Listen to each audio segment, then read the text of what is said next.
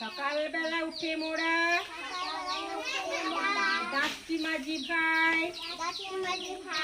দাঁত না মেজে খাবার জিনিস মুখে দিতে নাই, ময়লা হাতে খেলে পড়ে পেটের অসুখ হবে।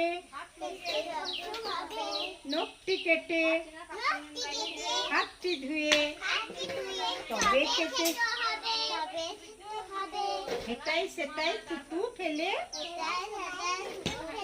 নোংরা করব না। চুল আজড়ে চিরুনিতে ময়লা রাখবো না। বালি নাকে গেলে সর্দি কাশি হবে। তুলোর মাঝে চলতে গেলে নাক ঢাকতে হবে। চলবো সোজা বসবো সোজা, নইলে পুজো হব। সত্যি বুড়ো হবার আগে